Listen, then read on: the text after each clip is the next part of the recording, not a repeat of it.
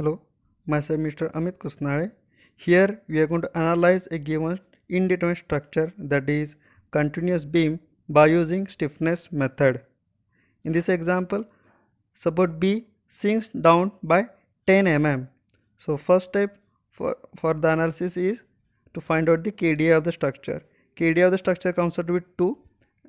So theta B and theta C we are going to treat as an unknown. So let us take theta B equals to D1 and theta C equals to D2. Now next step is to assigning the coordinates. Assigning coordinates means just we have to assume the directions of D1 and D2. Here the directions of D1 and D2 we are assumed clockwise. Next step is to draw a restrained structure. Restrained structure means just make all the joints as a fixed joints.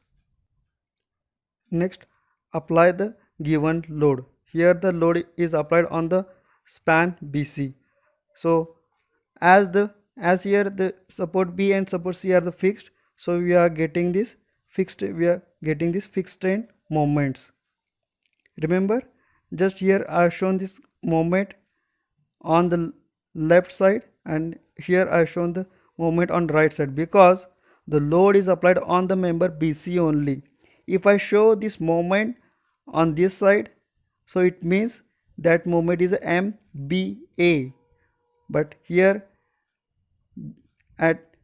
MBA is not existing and also MCD is also not existing, as on span AB and on span CD there is no loading. So this part is important. You have to show the curves inside. Now next part, in this example they are given that support B is sinks down by 10 mm. So for this we'll consider another example. Consider this diagram. So here to have delta equals to 1, the magnitude of the moment to be applied is 6a delta upon L square. Just keep in the mind, to get delta equals to 1 we have to apply this moment.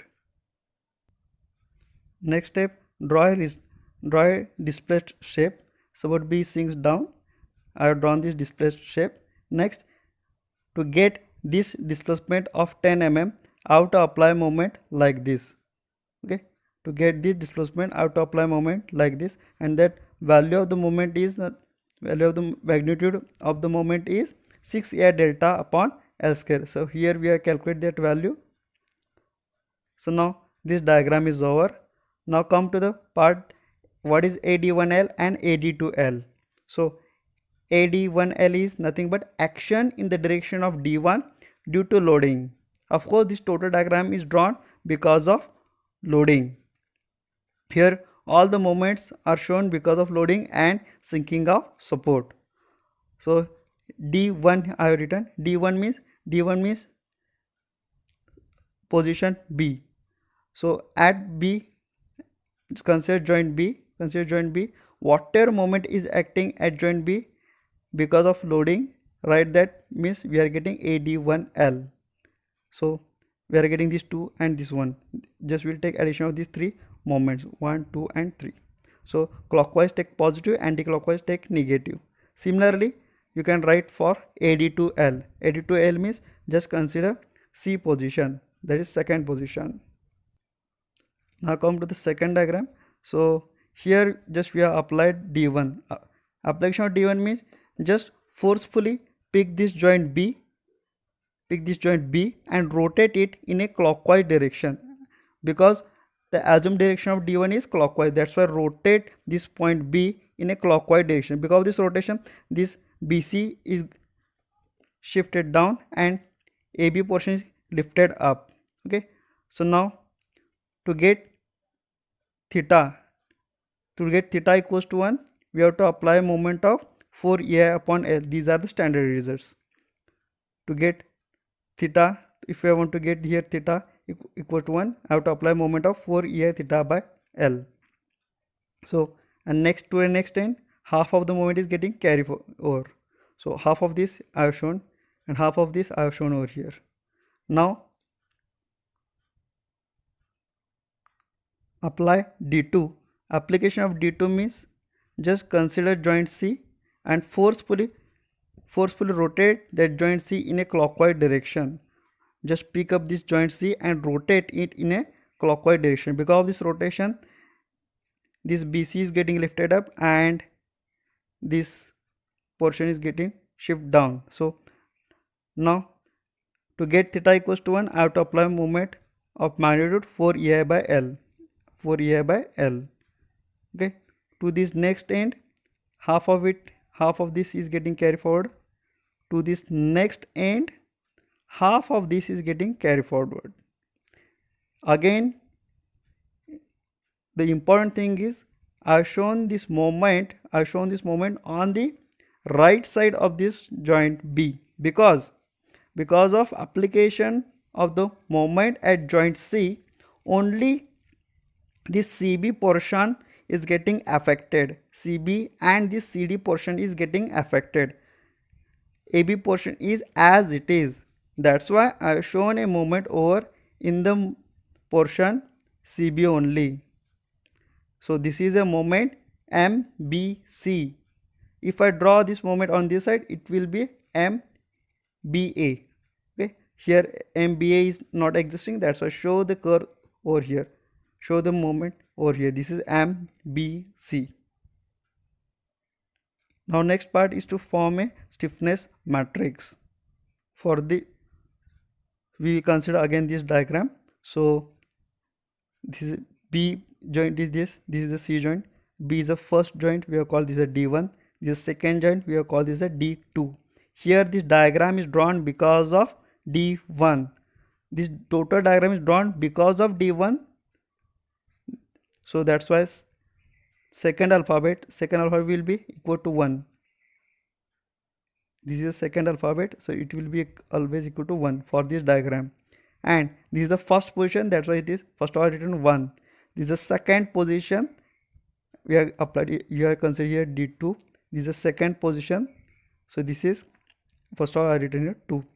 So here this first alphabet represents the position, second alphabet represents the because of. So of course this diagram is drawn because of application of 1. So always for this diagram second alphabet will be equals to 1. Similarly here this will be, so first of all I will consider the second alphabet. This total diagram is drawn because of application of 2. So that's why second alphabet I have written 2. Second alphabet I have written 2. Next, this is the first position, the B position, that's why I written 1. This is the second position, that's why I written here 2. So this value is K22. This value is K12. Now after getting stiffness matrix, consider joint B. So write this equation and just put the values. You will get first equation. AD1 here will be equal to 0 because at B there is no any applied moment. In the example at joint B there is no any applied moment is given at joint B. Again consider joint C. This is the equation. Put the values over here. You will get the another equation. Solve these two equations simultaneously. You will get the values of D1 and D2. Now if I consider that if the student is not able to write the stiffness matrix, means suppose the student is not able to write this one. Next, suppose he have forgotten this equation, still also he or she can solve this example by just we can directly create this equation without, if you don't know above equation, still you can write this equation. How to write that I will explain this one. Of course this total equation we are written by looking towards the joint B, that is the first unknown. So that's why to create this equation again consider joint B. So writing down that equation means just consider, you have to consider three diagrams, that is restrained structure, apply D1, and applied D2. Just you have to consider these three diagrams. Again, in these three diagrams, again you have to consider only joint B. Whatever is the moment acting at joint B, write that. Whatever is the moment acting at joint B, this moment multiplied by D1. This moment multiplied by D2. We are getting that equation. Again, suppose if I want to get this equation, again I will consider joint C. I will consider these three diagrams, that is restraint structure, application of D1 and D2. So whatever moment is existing at joint C, I will consider that moment. So just I will take addition of these two. So next, this moment joint C, moment acting at joint C multiplied by D1. Next, this is joint C, moment acting at joint C multiplied by D2. So likewise I will get the second equation. So writing that equation, I have shown here a blue box. So first equation you can get by considering this box. Second equation you can get by considering this box. Whatever is the moment acting at joint C, write that, means you will get second equation. Now after getting D1 and D2, now come to the finding of the moment existing at the every joint. Now to write this equation, again I will consider that three diagrams. So here I want to finding out the MAB. Now consider this moment, this is MAB. So this is going anti-clockwise, so I will take minus 7.5.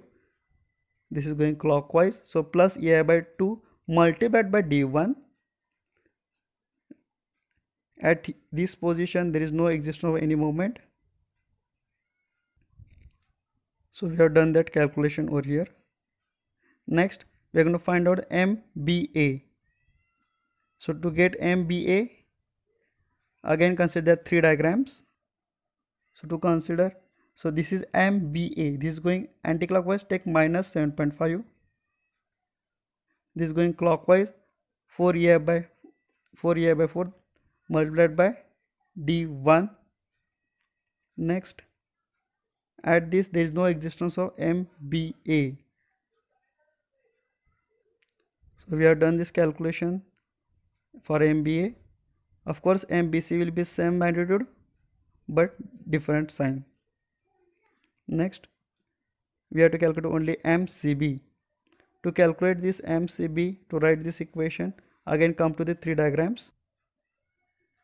This is MCB, so this is plus 60 and this is plus 6 AI delta upon L square.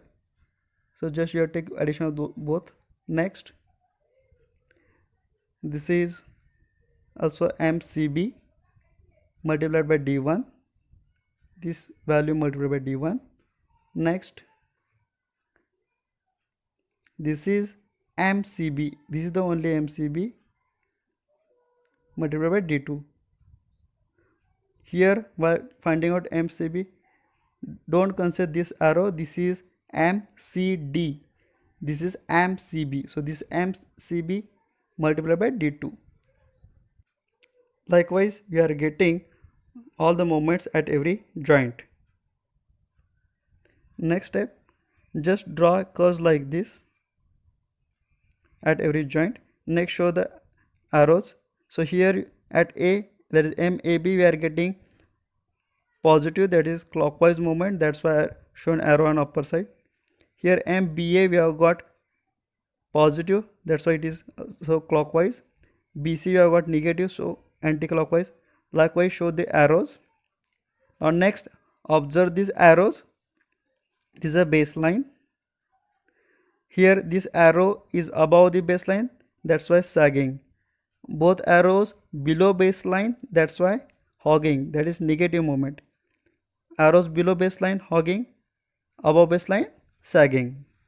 Now first of all draw a free BMD.